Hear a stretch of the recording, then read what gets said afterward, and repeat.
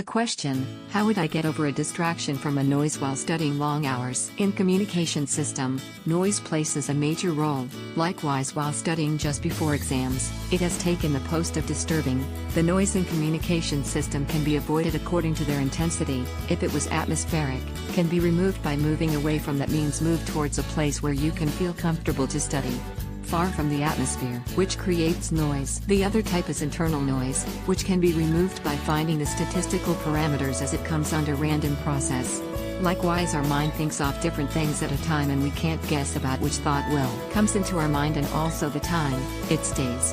So, we can consider this as a random process. This can be avoided by listening to music, thinking deep about subject, rather give preference to videos, say that subject videos, or else don't control our thoughts, simply follow our brain. For more answers, or more advice on effective studying, check out the links in the description below.